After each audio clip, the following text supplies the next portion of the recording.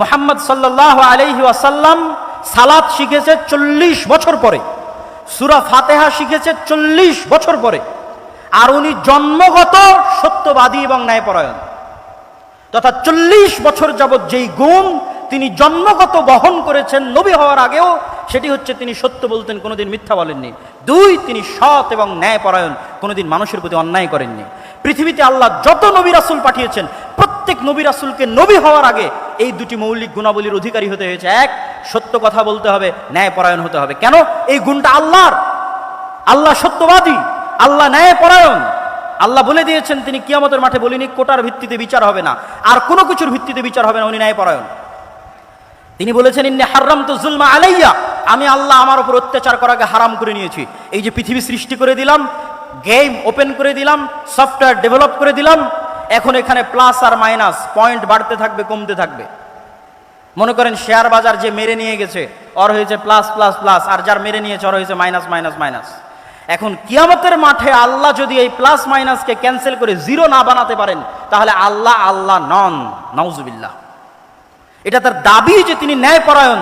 মানে পৃথিবীতে যা অন্যায় সংঘটিত হয়েছে, মানুষের সাথে তো বহু দূরের কথা, পশুর সাথেও যা অন্যায় সংঘটিত হয়েছে তা তিনি মিটমাট করে দিয়ে পৃথিবীর রেজাল্ট করবেন জিরো।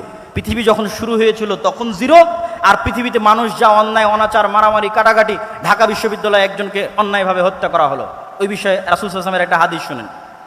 রাসূল সাল্লাল্লাহু আলাইহি ওয়াসাল্লাম বলছেন, লাউইজতামা আল ইনসু ওয়াল জিন, সারা পৃথিবীর সব মানুষ আর সারা পৃথিবীর সব জিন মিলে যদি একজন নিরপরাধ মানুষকে হত্যা করে, তাহলে আল্লাহ সুবহানাহু ওয়া তাআলা সারা পৃথিবীর সব মানুষ আর সব জিনকে জাহান্নামে নিক্ষেপ করতে 2 বারও ভাববেন না, চুল পরিমাণও চিন্তা করবেন না। এটাই তার ন্যায়পরায়ণতার মাপকাঠি, তিনি ন্যায়পরায়ণ। তাহলে ইসলামের মূল শিক্ষা কি? ইসলামের মূল সারমর্ম কি? সত্যবাদী হওয়া, ন্যায়পরায়ণ হওয়া।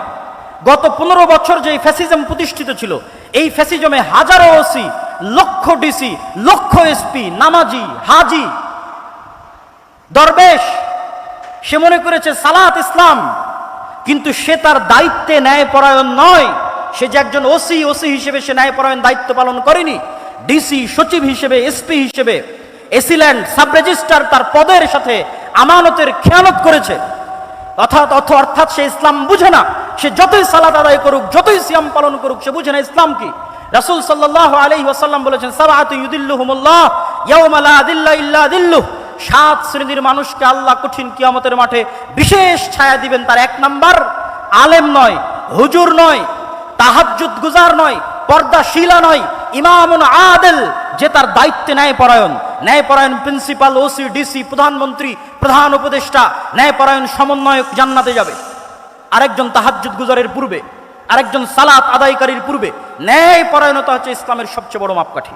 অতএব ছাত্র ভাইদের উদ্দেশ্যে আমার উদাত্ত আহ্বান থাকবে, আমার উদাত্ত ডাক থাকবে যে ইসলামের সকল শিক্ষা যদি আমরা ভুলে যাই, এই 2টা মৌলিক শিক্ষার উপর যদি আমরা একটা প্রজন্ম তৈরি করতে পারি।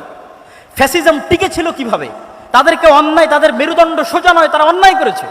আপনি সারা বাংলাদেশে মেরুদণ্ড সোজাওয়ালা সৎ ন্যায়পরায়ণ ওসিডিসি এসপি দেন, ক্ষমতায় যে আসুক না কেন দেশ সুন্দর চলবে। তো এসিডিসি এসপি কারা হবে? আপনারাই হবেন। আপনারা শিখেন ইসলামের মূল শিক্ষা, সৎ এবং ন্যায়পরায়ণ হওয়া, এবং টাকার কাছে, কোনো চাপের কাছে মাথা নত না করা। এটাই শয়তানের বিরুদ্ধে যুদ্ধ। সম্মানিত উপস্থিতি, বক্তব্যের বিষয় ছিল অনেক কঠিন। আমি হয়তো পুরো বিষয়টার উপর আপনাদেরকে ইসলামের পুরো সারমর্ম বা সামারি হয়তো আপনাদের সামনে পরিপূর্ণরূপে তুলে ধরতে পারলাম না।